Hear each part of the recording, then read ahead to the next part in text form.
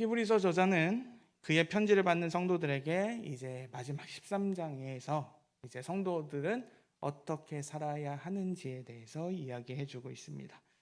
신앙은 단순히 머리로서만 이해하는 것이 아닙니다. 신앙은 생활입니다.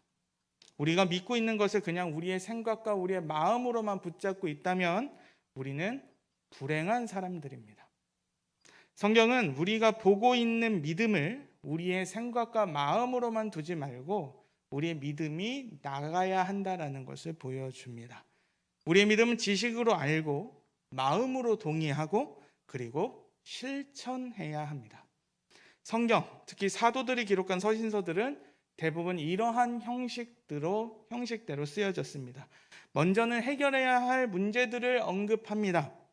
교회나 개인에게 있었던 믿음의 문제를 언급하고 그 문제에 대해서 답을 줍니다.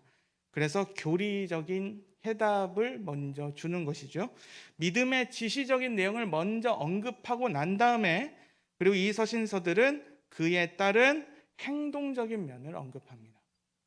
교리가 있고 그 교리가 이제 믿음의 행동으로 나와야 한다라고 얘기하고 있다는 것입니다. 믿음을 가지고 있다면 반드시 행동의 변화가 있어야 합니다. 바른 믿음은 바르게 알면서부터 시작됩니다.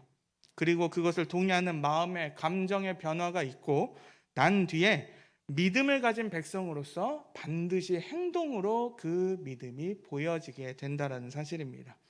우리는 은혜로 믿음으로 구원을 받습니다. 그리고 구원을 받은 백성들은 믿음을 가지고 있다면 반드시 백성으로서 해야 할 일을 한다는 것입니다. 그러므로 야고보 사도는 이렇게 언급합니다. 야고보서 2장 26절입니다. 영혼 없는 몸이 죽은 것 같이 행함이 없는 믿음은 죽은 것이니라. 히브리서 저자는 오늘 어떻게 우리에게 말씀해 주고 있나요? 지지난주의 말씀을 기억하면 우리는 흔들리지 않는 나라를 받은 백성들입니다. 그리고 그러한 흔들리지 않는 나라를 주시는 분이 누구실까요? 소멸하는 불 하나님이십니다. 그러한 하나님은 레위기나 여러 가지 성경을 통해서 우리에게 이렇게 선언하십니다.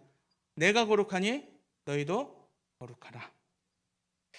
그리고 우리는 이러한 믿음을 가진 백성들로서 우리는 거룩한 믿음을 가진 백성들의 모습을 보여주어야만 합니다.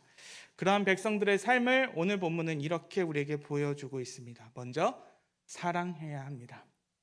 오늘 본문은 우리에게 하나님의 은혜를 가지고 살아가는 백성들이 어떠한 사람들인지를 설명해 주는데 바로 형제를 사랑하는 사람들입니다. 하나님의 사랑을 받은 우리는 하나님의 사랑을 받은 다른 크리스찬들도 다른 성도님들도 기꺼이 사랑해야 합니다. 바울은 데살로니가전서 4장 9절에서 이렇게 언급합니다. 형제 사랑에 관하여는 너에게 쓸 것이 없음은 너희들 자신이 하나님의 가르치심을 받아 서로 사랑함이라. 사도 베드로는 베드로전서 1장 22절에서 이렇게 언급합니다. 너희가 진리를 순종함으로 너희 영혼을 깨끗하게 하여 거짓이 없이 형제를 사랑하게 이르렀으니 마음으로 뜨겁게 서로 사랑하라. 마지막으로 사도 요한은 이렇게 언급합니다. 요한일서 4장 20절에서 21절까지입니다. 누구든지 하나님을 사랑하노라 하고 그 형제를 미워하면 이는 거짓말하는 자니 보는 바 그 형제를 사랑하지 아니하는 자는 보지 못하는 바 하나님을 사랑할 수 없느니라. 우리가 이 계명을 주께 받았나니 하나님을 사랑하는 자는 또한 그 형제를 사랑할지니라.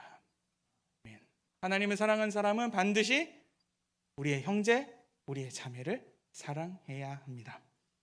우리의 사랑으로 우리는 표현해야 합니다.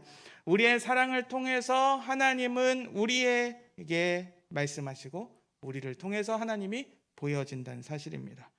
우리를 사랑하신 사랑에 감격한다면 우리는 우리와 같은 자를 우리도 사랑해야 합니다. 우리는 우리 교회를 사랑함으로 그것을 보여주어야만 합니다. 하나님을 사랑한다면서 하나님의 교회를 사랑하지 않는 것은 이상한 일이라는 것입니다. 하나님의 백성들은 하나님의 사랑이 있는 곳에 우리의 눈이 닿아야 합니다. 그리고 우리의 손과 발을 사용해야 합니다. 내가 하나님의 백성으로서 그만한 가치가 있는 것처럼 내 옆에 있는 형제 자매도 그만한 하나님의 가치가 있는 사람들입니다. 우리의 기호에 맞춰서 사람을 사랑하는 게 아닙니다. 우리가 이것을 하기 때문에 모여있는 일반 사회단체가 아니라 우리는 하나님의 사랑을 받은 사람들로서 서로를 사랑하는 것이 바로 이 교회고, 모든 성도들은 그런 형제 사랑이 있어야만 합니다. 그런데 그 형제 사랑이 어디까지 나아가야 할까요? 바로 당시 공동체에 있었던 손님들을 대접함으로도 그렇게 사랑해야 한다라고 이야기합니다. 히브리서 저자는 우리의 사랑의 범위가 점점점 넓어진다라는 것을 우리에게 보여줍니다. 먼저 우리를 찾아오는 손님을 반드시 대접해야 한다라고 얘기합니다. 지난주에 살핀 대로 구약의 백성들, 그리고 예수님은 손님, 나그네 인생을 살았던 하나님의 백성들이 또 다른 나그네들을 사랑해야 한다라고 이야기합니다. 마태복음 25장 35절에서 이렇게 말씀하셨습니다. 내가 줄일 때에 너희가 먹을 것을 주었고, 목마를 때에 마시게 하였고, 나그네 되었을 때에 영접하였고. 나그네 된 사람들, 손님 된 사람들을 이렇게 영접하면서 살아가야 한다라는 것입니다.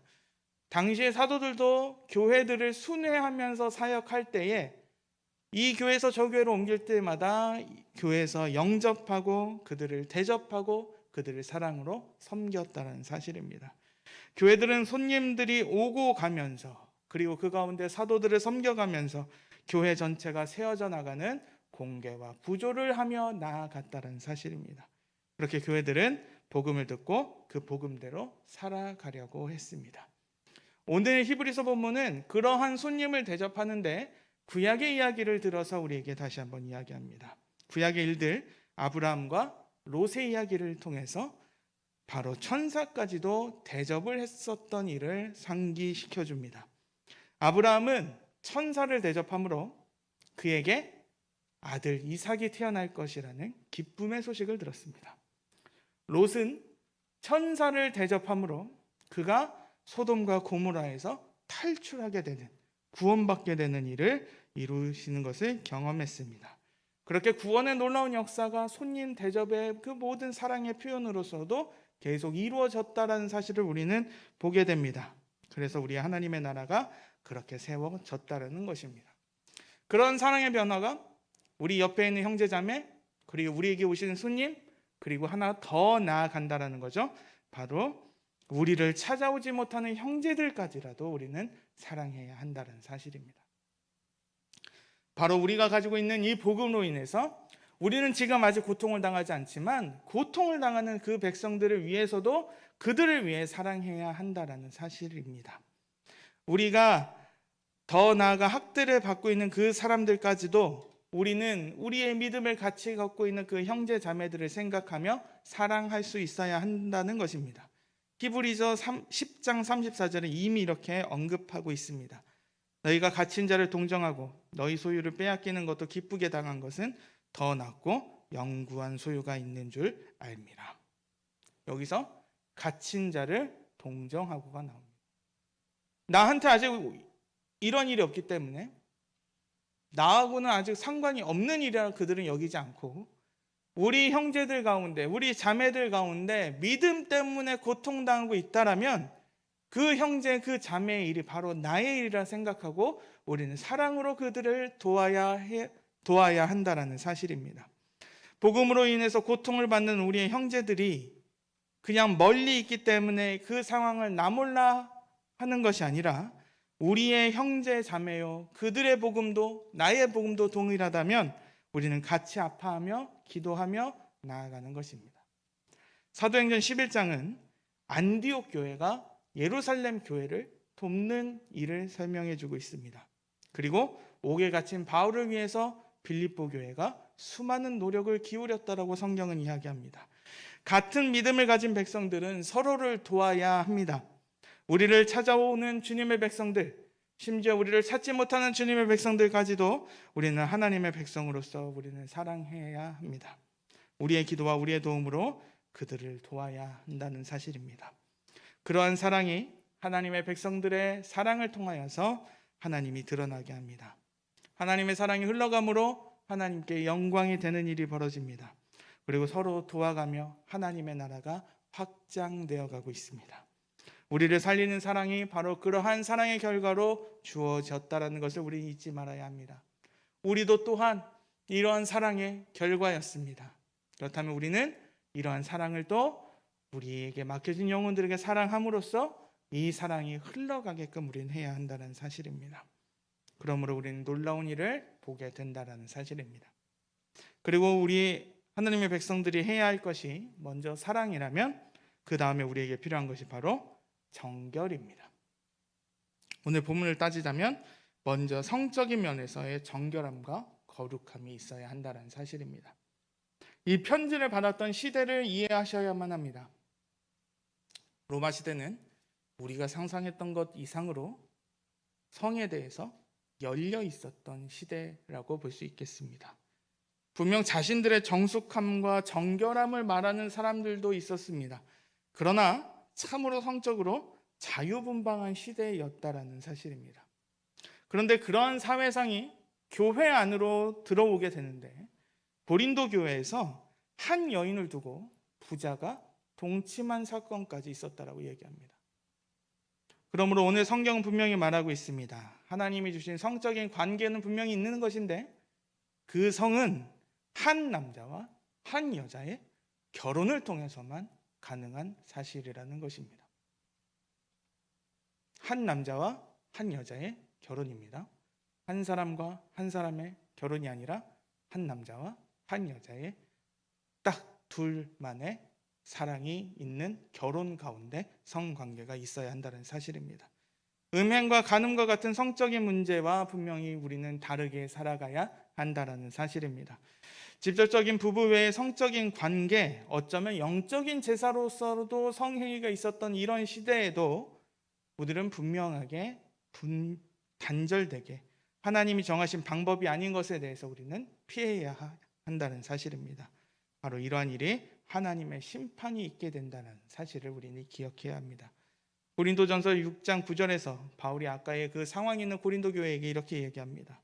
불의한 자가 하나님의 나라를 유업으로 받지 못한 줄을 알지 못하느냐? 미혹을 받지 말라. 음행하는 자나 우상 숭배하는 자나 간음하는 자나 탐색하는 자나 남색하는 자나. 하나님의 유업을 받을 수 없는 심판이 그러한 정결한 인생이 아닌 인생을 사는 사람들에게 주어질 것입니다. 하나님의 백성이라면 하나님의 사랑으로 살아가야 하고 또한 하나님이 거룩하기 때문에 그러한 정결한 모습으로 그들은 구별된 인생을 살아가야 합니다. 이러한 성적인 방종은 기필코 다른 방종으로 이어지게 된다는 것을 우리가 보게 됩니다. 바로 재물에 대한 탐심입니다. 꼭 성적인 것에 대한 탐심이 있는 곳에 결론적으로 이 탐심이 더 뻗어나가서 어디까지 가게 되면 재물에 대한 탐심으로 넘어갑니다. 성경은 반드시 말합니다. 돈이 문제가 아닙니다. 돈은 선한 것이고 돈은 주님이 주신 선물이죠. 근데 무엇이 문제일까요? 돈을 하나님보다 더 사랑하는 것이 문제입니다. 돈을 하나님보다 사랑하는 것이 나와 하나님 사이를 멀게 하고 가로막고 돈이 하나님 자리에 서 있게 되는 것이 문제라는 사실입니다. 우리는 이 세상에 아무것도 가지고 온 사람이 아닙니다. 그리고 우리는 아무것도 가지고 가지 못하는 인생입니다. 성도는 눈에 보이지 않는 하나님을 만족하면서 나아가야 한다라고 이제 뒤에 부분에서도 이야기합니다. 그러지 않고 눈에 보이는 재물에 탐닉한다면 우리는 하나님 앞에서 더 멀어지게 됨을 경험하게 됩니다. 돈을 사랑함으로 떠나서 믿음으로 떠나게 되고 그것이 근심으로 우리를 더 괴롭힌다라고 바울은 이야기합니다. 주님은 우리에게 더 귀한 것이 무엇인지 보라 하시고 우리에게 놀라운 은혜를 선언하셨습니다.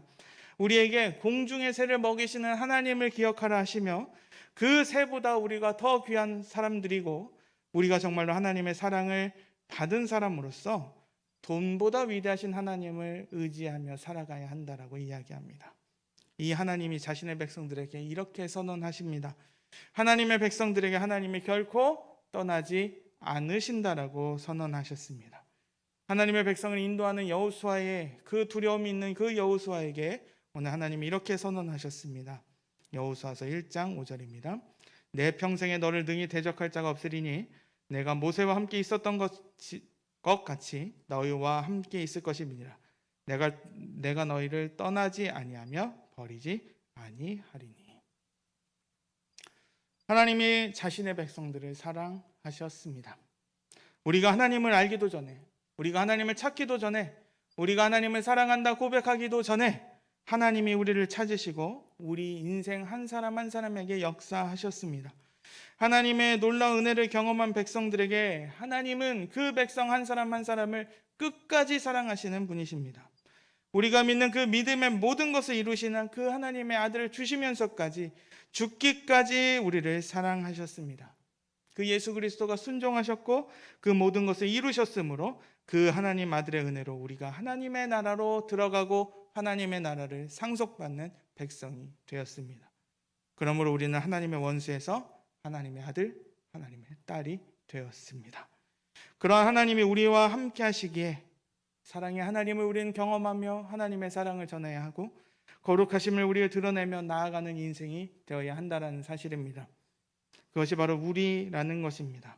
우리가 그런 하나님의 백성이기에 우리는 하나님 백성들께 살아가는 인생을 살아가야 합니다. 그러므로 오늘 히브리서 저자는 이렇게 시편 118편의 6절을 인용합니다. 여호와는 내 편이시라 내가 두려워하지 아니하리니 사람이 내게 어찌할까. 세상이 감당하지 못하는 영혼들의 고백입니다. 우리를 사랑하신 하나님의 백성이기에 세상이 원하는 방법대로 우리는 살아가지 않습니다. 오히려 세상의 반대로 살아감으로 우리는 튀어 보이는 인생을 살아가며 믿음으로 우리는 이 세상에서 고통받고 힘겨운 인생들을 살아갈 수 있습니다. 예수를 믿기 때문에 어쩌면 우리는 많은 것을 포기해야 되며 예수를 믿고 하나님을 예배하는 인생이기 때문에 우리는 참 꼬인 인생을 살아갈 수도 있습니다.